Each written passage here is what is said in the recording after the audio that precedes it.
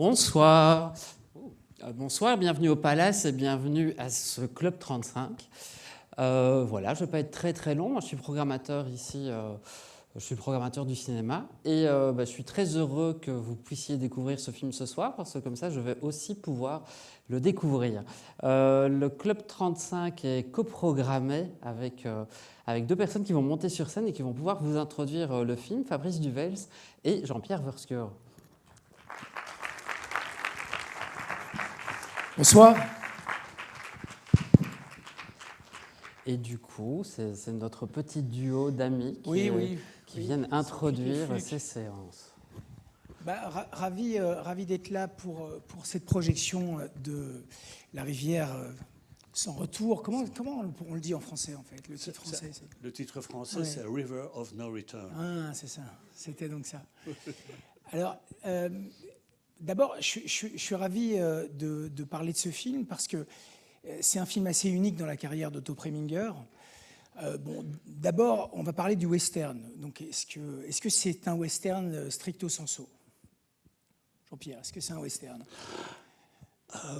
Pour moi, oui. Oui. Mon père disait un cow-boy. En fait, il y a des Indiens, il y a une chanteuse, il y a un saloon, un bar. Je pense que c'est un western. C'est un western, mais c'est un western contemplatif. C'est un western un peu nonchalant. C'est un western sans beaucoup d'action. C'est un western un peu éthéré. Le sujet est simple. C'est l'histoire d'un fermier, d'un gamin et d'une chanteuse de saloon qui cherchent à survivre en descendant une rivière. Ils descendent une rivière.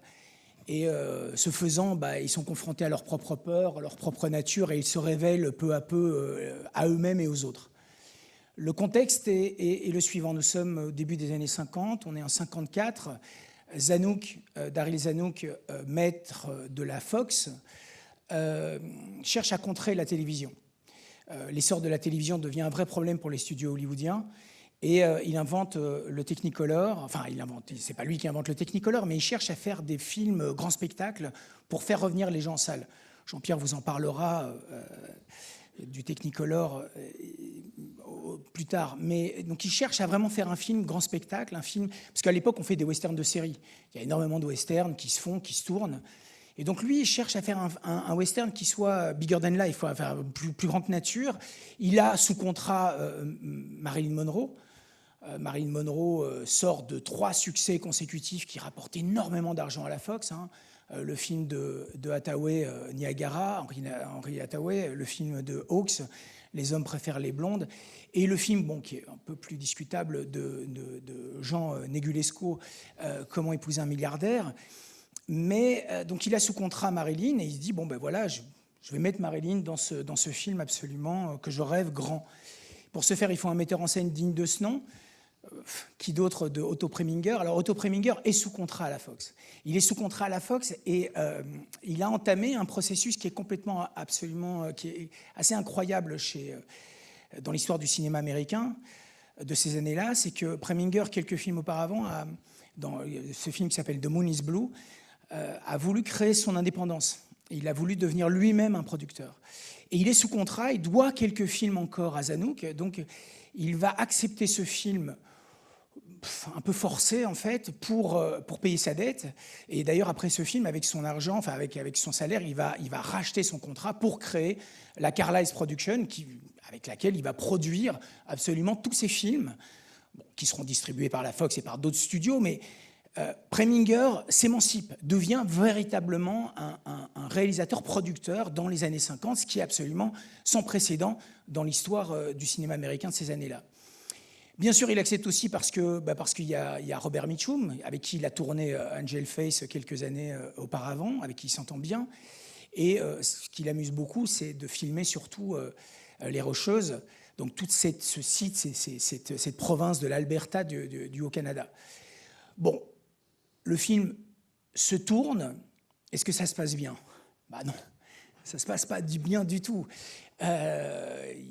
Preminger est une forte tête, il a énormément de caractère, il a beaucoup de problèmes avec les acteurs, les actrices surtout. Ça se sera pendant toute sa carrière. Mais il ne peut pas blairer Marilyn Monroe. Il ne peut pas la saquer. Et encore pire, c'est qu'il ne peut pas saquer sa répétitrice. Parce que la répétitrice s'évertue à faire répéter Marilyn Monroe avec une intonation qui est pas naturelle du tout. Donc Preminger supporte pas en fait les deux. Il dira d'ailleurs même que Marilyn Monroe, il la compare à Lassie. Il dit tourner avec Marilyn Monroe, c'est comme tourner avec Lassie. Il faut faire 14 prises pour obtenir un aboiement adéquat. On peut dire un peu le niveau, quoi. Le niveau d'entente. Marilyn se blesse à la cheville, ce qui va compliquer énormément ce tournage en milieu naturel, en terrain hostile. Robert Mitchum est bourré la moitié du temps. Robert Mitchum, il ne croyait pas du tout au film. Il l'appelait Picture of No Return. On va dire aussi. Donc, le tournage vraiment est compliqué, quoi. Zanuck voit le film lors des previews. Les previews sont catastrophiques. Et puis surtout, il comprend que l'alchimie entre ces deux acteurs, entre Mitchum et Monroe, n'est pas au plus haut de leur potentiel. C'est-à-dire que c'est deux êtres d'une sensualité absolument incroyable. Et il exige qu'on retourne des scènes, qu'il y ait des reshoots, où on exploite un peu la sensualité du couple, de ces acteurs stars. Et donc, Preminger ne veut pas les faire, ces scènes. Il s'est déjà barré. Donc, il va chercher Jean Negulesco, que Marilyn aimait beaucoup, avec qui elle avait tourné Comment épouser un milliardaire. Et Negulesco va tourner, il n'est pas crédité d'ailleurs du tout pour cette scène, il va tourner la scène du massage, vous la verrez, elle est absolument prodigieuse. Donc Marilyn est à poil sous une couverture, enfin on la devine à poil, ce qui à l'époque, enfin moi gamin, je vous assure, j'ai vu cette scène gamin, je vous jure que ça a eu un effet assez incroyable sur le jeune adolescent que j'étais. Ça fait toujours de l'effet. Ça fait toujours de l'effet, et surtout il y a un massage, donc elle a froid, Mitchum la frictionne le dos, lui masse les pieds, et c'est une scène assez remarquable. Alors la scène aurait pu être triviale, aurait pu être limite, il n'y a pas du tout. En fait, il s'opère quelque chose d'assez incroyable, c'est qu'elle s'intègre complètement au contour du film. Parce que les contours du film, en fait, il oscille entre instinct de survie et pulsion de vie. Et il se trouve qu'il y a quelque chose de magique qui se passe et qui se cristallise, et le film, aujourd'hui, est considéré comme un classique. Aujourd'hui, le film, plus personne ne le remet en cause. Alors aussi parce que c'est Marilyn, certains disent que c'est probablement le plus grand, pas le plus grand, mais le plus complet rôle de Marilyn, parce que le spectre de son interprétation est assez vaste. C'est un film qui aussi est un film écologique avant l'heure. Et puis, surtout, c'est un film qui en annonce d'autres. C'est-à-dire que c'est un film, c'est un récit fluvial, ce qu'on va appeler, qui invente en fait, qui crée une topographie du film de dérive.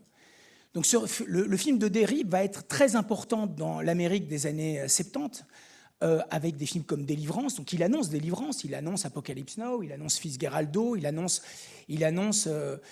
énormément de films de dérive où les frontières mentales, la frontière physique et la frontière mentale sont mises à rude épreuve. Parce que c'est un film en fait d'initiation. Les personnages, c'est un film assez simple en fait, c'est presque un huis clos à ciel ouvert. Il y a des transparences qui sont un peu malheureuses, vous verrez, mais Jean-Pierre va en parler sur les plans séquences. Vous verrez que le film est fait pratiquement en plan séquence pour des raisons techniques, mais le film est presque un huis clos à ciel ouvert. Il est assez simple dans son dispositif. Donc, et tout ça est transcendé par le scope, ce qui fait, et les chansons de Marilyn, parce que les chansons sont absolument admirables. River of No Return, tout le monde l'a en tête, tout le monde l'a fredonné. Donc le film s'est installé, le film a encore aujourd'hui, malgré son côté kitsch, il a quand même quelque chose d'éminemment touchant. Et bon, après, voilà, la sensualité des comédiens, Mitchum et Monroe, sont vraiment absolument exceptionnels. On peut couper le son et les regarder, quoi. Enfin, franchement... Donc voilà, je vais laisser la parole à mon camarade. Pas question de couper le son, je te signale. Non, bien sûr que non, mais...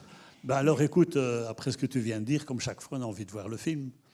Alors moi, j'ai envie de sauter du coq à l'âne et j'ai envie de vous parler d'un moment fondamental dans l'histoire du cinéma. Alors l'écran qui se trouve derrière nous est un écran cinémascope. Et vous me direz, mais ça n'a rien de particulier dans toutes les salles, sauf exception. Lorsque l'on entre dans une salle de cinéma, on voit un écran de type cinémascope. Eh bien, c'est la 20th Century Fox qui a introduit cela fin 1953. Le film ici est sorti en avril 1954. Donc, c'est un des tout premiers films en cinémascope. Et c'est un procédé qui n'avait peut-être pas d'avenir. Donc la Fox n'était absolument pas certaine que le procédé serait accepté par le monde entier, par l'industrie du cinéma. Pourtant, ce fut le cas. Donc c'est le seul procédé particulier qui a gagné la bataille de tous ces procédés, puisqu'il existe toujours. Et moi, j'ai envie, et je remercie réellement Nicolas et Eric, le patron du Palace, d'avoir accepté de vous présenter avant le film un avant-programme dans le format Académie. L'ancien format à peu près carré s'appelle le format Académie. Et j'ai envie de vous montrer l'effet que le cinémascope a eu fin 1953, début 1954, en vous présentant, par exemple, une actualité Fox Movietone, parce que la Fox avait aussi un service d'actualité qui existe toujours, hein, c'est Fox News, mais à l'époque, ils avaient aussi, ils réalisaient un journal toutes les semaines. Alors j'ai envie de vous montrer un journal, Fox Movietone, en Académie. J'ai dit Fox Movietone. Eh bien, Movietone, c'est le nom d'un système sonore antérieur au Vitaphone qui a été utilisé pour le premier film sonore, Le chanteur de jazz. Donc la Fox avait déjà commercialisé le son dans leur salle, à l'époque où la loi Sherman, la loi antitrust, n'avait pas encore fait ses effets. Donc la Fox avait son propre réseau de salles. Et il montrait des actualités sonores. Donc le son existait avant Le chanteur de jazz. Je voudrais vous montrer donc une actualité en Fox Movietone, parce que la Fox jouera un rôle majeur dans l'évolution des procédés par rapport au son, je viens de vous en parler. Par rapport à l'image, ils vont introduire le cinémascope qui sera, je me répète, le seul procédé spécial acquis par toute l'industrie du cinéma à partir du début des années 54. Vous verrez aussi la bande-annonce de Johnny Guitar, un western qui sort en même temps que Rivière sans retour, réalisé par Nicolas Rey, produit par Republic Pictures dans un procédé de couleur qui s'appelle le True Color. Le True Color était un procédé de couleur concurrent au Technicolor qui avait été mis au point par Consolidated Film Industry. Les historiens du cinéma connaissent cela. On n'a pas le temps d'en parler, déjà qu'on dépasse le temps autorisé, mais je vole quelques minutes. Attends. Ouais, ok. Donc, vous allez voir ce qui s'est réellement passé en 1954 en même temps. Académie, True Color by Consolidated. La copie True Color n'a pas résisté au temps, donc les couleurs sont un peu rouges. Mais vous verrez surtout le format Académie en comparaison avec le cinémascope. Une autre comparaison importante, c'est que dans la bande-annonce de Johnny Guitar, c'est un western, il y a des séquences tournées dans un saloon, dans le format carré. L'action devait obligatoirement s'inscrire en profondeur. J'en ai déjà parlé lors d'une autre présentation ici, mais l'action en profondeur, ça veut dire que comme il n'y a pas d'espace latéral, comme l'espace scénique est limité en largeur, l'action doit se faire en profondeur. Le cinémascope va venir fondamentalement changer la conception de la gestion de l'espace scénique par rapport au récit, où tout d'un coup, tout se passe latéralement, parce qu'en basse lumière, il n'y a pas de profondeur. Et vous allez voir dans les séquences de saloon dans Rivière sans retour que l'action est latérale, parce qu'elle ne peut pas se faire en profondeur ou difficilement en profondeur. Et donc, il y a là 90 degrés de changement d'axe dans la conception de la gestion de l'espace scénique. Ça va changer avec le temps, hein, mais là, nous sommes en 1954. Autre gros problème, le chant contre chant. Je sais que ça vous ennuie, hein, peut-être, mais c'est quand même quelque chose d'important. Le chant contre chant, c'est que si par exemple on nous filme, bon, ben, la caméra va te filmer, et puis je réponds et la caméra s'oriente vers moi. Mais lorsque la caméra filme un personnage, chant contre chant, filme un autre personnage, dans le format Académie, il n'y a pas basculement, il y a un basculement dans l'espace scénique, mais qui n'a pas beaucoup de conséquences.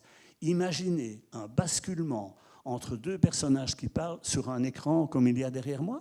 Mais c'est indigeste. Eh bien, Nicolas Rey et le directeur... Non, pardon.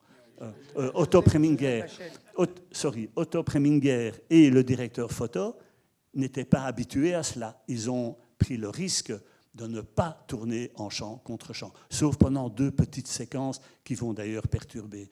Mais le film a été entièrement tourné en plan séquence. Donc, si on discute à nous trois, il y a une caméra qui est là et la caméra nous filme tous les trois. Parce qu'ils avaient peur de cette nouveauté technologique.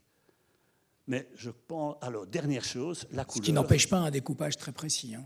Tu dis? Ce qui n'empêche pas un découpage très précis. Oui, mais on n'a pas... c'est pas un cours ici. J'avais 120 heures de cours à l'INSAS sur l'étude de la gestion de l'espace scénique et des standards de finalité. 120 heures. Bon, on ne sait pas. Revenons au plan séquence. Ouais, bon, alors, dernière petite chose par rapport à la couleur, c'est une vraie copie en Technicolor. C'est donc une copie imprimée, comme en offset. Hein, on imprime dans les 3 couleurs fondamentales complémentaires et soustractif en projection, jaune, cyan, magenta. Ces copies sont extrêmement rares. Alors, moi, j'ai cette copie dans ma propre collection depuis 50 ans. Et j'ai reçu ce film de la 20th Century Fox parce que je discutais technique avec le directeur. Alors, il m'a dit « Ah, Jean-Pierre », il ne savait pas prononcer mon nom, il dit « Ah, Jean-Pierre ». Et j'ai eu la même chance à la Paramount. On me dit « Mais tu es le seul qui nous parle de ça. Tu es le seul qui prononce le mot cinémascope, Technicolor, etc. La copie est pour toi. » Et donc, la copie que vous allez voir était la dernière copie de Rivière sans retour dans les rayonnages de la 20th Century Fox, ici à Bruxelles. Alors, moi, la Fondation Jérôme Sédou m'a demandé de présenter le film à Paris dans une version restaurée, en 4K digital. Eh bien, j'ai été très embarrassé, parce que la projection était superbe. 4K numérique, c'était impeccable. La restauration partait du négatif Eastman monopaque, donc c'est une seule pellicule, avec une très haute définition, en fait, c'était vraiment très beau, mais ça n'avait rigoureusement rien à voir avec l'histoire du cinéma. Autant la projection était belle, autant ça n'avait rien à voir avec ce que vous allez voir ce soir. Aujourd'hui, vous allez voir le film comme en avril 1954, avec quelques problèmes quand même. C'est une copie qui est abîmée. Donc vous verrez, il y a un petit passage où l'image bouge un peu. J'espère que le film ne va pas casser, j'en prends la responsabilité. C'est une copie en fin de vie, voilà, c'est tout. Donc vous êtes peut-être les derniers à voir cette copie. Et si j'arrêtais de parler, si on regardait le film... Alors du coup, moi je vais juste remettre... dire qu'il va y avoir plus ou moins 14 minutes d'avant-programme entre les actualités et la bande-annonce. Oui. Le tout début du film, sur ces 2 premières minutes, la copie secoue très fort, comme a dit Lorraine, qui est en projection ce soir. Et voilà. Et alors du coup, moi je vais demander à Lorraine de passer au carton suivant, comme ça on peut faire l'instant promotion sur la prochaine séance qui aura lieu le 13 novembre. Un des plus grands films de l'histoire du cinéma. Judge Dredd. Voilà, eh ben, je vous laisse avec sur cette image en disant que c'est un des plus grands films de l'histoire du cinéma. Bonne projection et voilà.